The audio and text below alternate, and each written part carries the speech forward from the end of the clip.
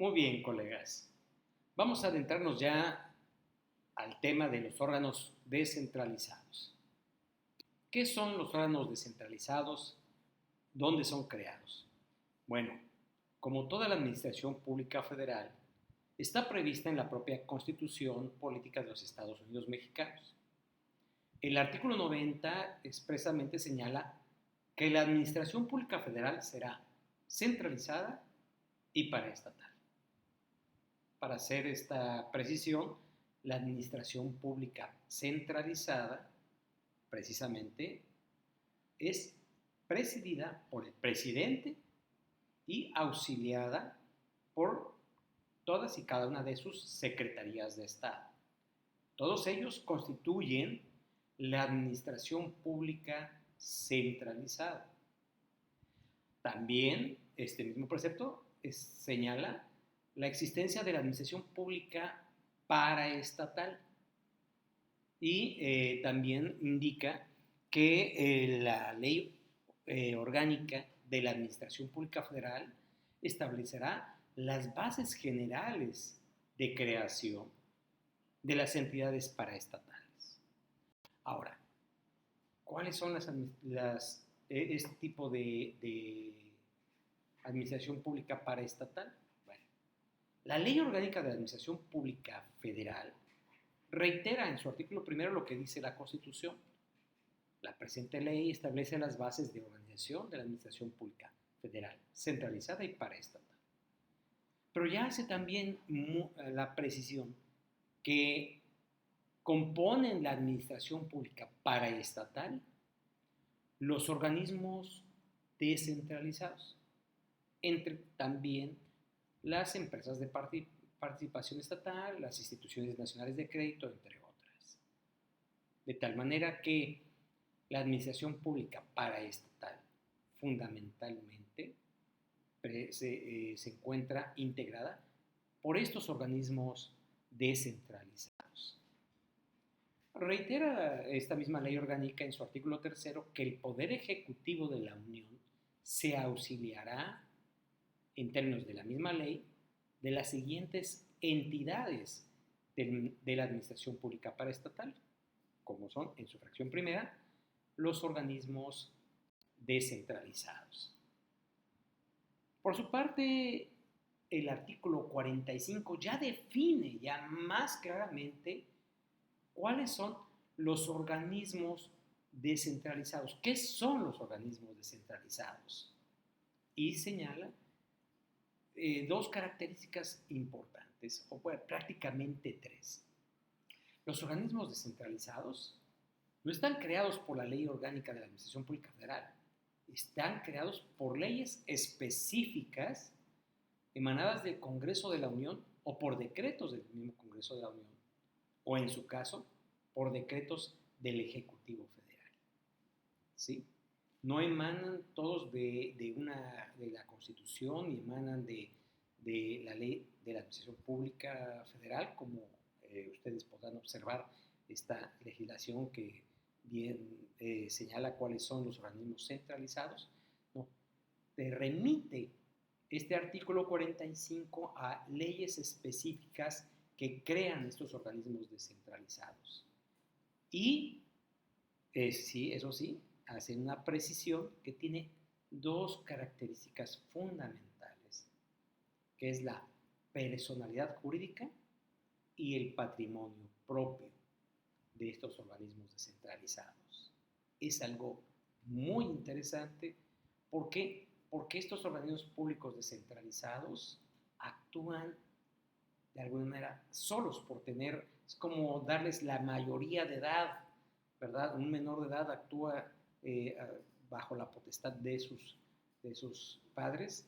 En este caso, los organismos descentralizados tienen personalidad jurídica, ya pueden actuar solos, no requieren de una autorización de alguien para actuar. ¿Por qué? Porque tienen personalidad jurídica propia y además ya tienen su propio patrimonio para el objetivo que fueron creados. Ese es algo muy interesante. Ahora, ¿por qué se crean estos organismos públicos descentralizados? Bueno, hay una necesidad técnica de operación que precisamente les permite entrar en esa adultez de entidad, por lo cual se les otorga esa personalidad jurídica y patrimonio propio. De tal manera que esto podríamos equipararlos como los órganos constitucionales autónomos, que también tienen esta misma característica, que tienen personalidad jurídica y patrimonio propio. Pero ¿cuál es la distinción fundamental entre un órgano constitucional autónomo y un órgano descentralizado? Bueno, un órgano constitucional autónomo es emanado de la Constitución, pero además es autónomo completamente en sus decisiones, en sus operaciones, ¿verdad? Totalmente, y tiene un patrimonio propio, incluso presupuestal. A diferencia del organismo descentralizado, que esos se encuentran, todos los organismos descentralizados se encuentran sectorizados en algunas de secretarías de los órganos centralizados, ¿verdad? Esto es, todos los organismos descentralizados dependen directamente del Poder Ejecutivo, y un órgano constitucional autónomo no depende del Poder Ejecutivo, no depende del Poder Legislativo y no depende del Poder Judicial. Esa es la distinción entre un órgano constitucional autónomo y un organismo descentralizado. Esas son las dos distinciones fundamentales. Ahora, también encontramos otros organismos, creo que vale la pena en este momento también comentarlo, organismos desconcentrados. ¿Cuáles son los organismos desconcentrados? Los organismos desconcentrados, ¿verdad? También tienen esa especialización técnica, como lo tienen los órganos descentralizados, pero no tienen personalidad jurídica ni patrimonio propio. Una de las características que tienen los órganos constitucionales autónomos es que tienen exactamente esa autonomía de operación técnica, ¿verdad? Los organismos descentralizados, pues también se puede considerar que también tienen esa autonomía de operación técnica por esa especialización que tienen. Y los órganos desconcentrados, pues ahí sí no tienen ni personalidad jurídica ni tienen patrimonio propio, pero sí tienen esa especialización de operación, esa autonomía. Podríamos pensar en una autonomía de operación, como dicen, operación técnica, ¿verdad? Pero no tienen personalidad jurídica ni patrimonio propio. Esa es la distinción fundamental entre el organismo descentralizado a uno desconcentrado. Vamos a poner un ejemplo en este sentido. En materia agraria, ¿verdad? Los órganos que regulan las cuestiones del campo, ¿verdad? El artículo 27 constitucional, en su reforma pues, más trascendente en materia agraria, crea dos organismos. La fracción 19, cuando fue modificada en 1992, crea primero los tribunales agrarios como un órgano constitucional autónomo, y también crea en su última párrafo de esta fracción 19 el organismo para la procuración de justicia agraria. Este órgano de procuración de justicia agraria precisamente emana de una ley, que en este caso es la propia Constitución, le da una especialización y remite, dice, la ley establecerá. ¿Cuál ley? La ley agraria. Y la ley agraria específicamente en su artículo 134 ya lo especifica, qué características va a tener la Procuraduría Agraria. Y dice, la Procuraduría Agraria es un organismo descentralizado de la Administración Pública Federal. ¿Sí? Esta es la distinción. Ahí es donde ya se establece qué características va a tener la Procuraduría Agraria. Es un organismo descentralizado. De tal manera que como un órgano descentralizado tiene personalidad jurídica y patrimonio propio, como lo señala el artículo 134. Y ya lo sectoriza.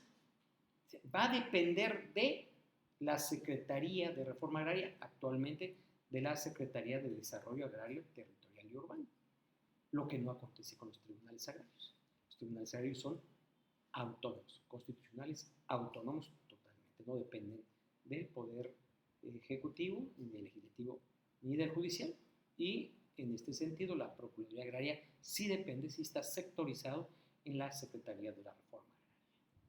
Ahora, esto mismo que, viendo este mismo ejemplo de cómo la propia ley crea el organismo descentralizado, bueno, también la misma ley crea organismos desconcentrados, ¿verdad? Y lo podemos observar en el Registro Nacional. El Registro Nacional, creado por la misma ley agraria, en su artículo 48, estableció precisamente que para el control de la tenencia de la tierra y la seguridad documental derivados de la aplicación de la misma ley agraria, funcionará el Registro Nacional como un órgano desconcentrado. ¿De quién? De la Secretaría de la Reforma Agraria, ahora SEDATU. Espero que con esto hayamos podido tocar los temas más importantes de lo que es un órgano descentralizado.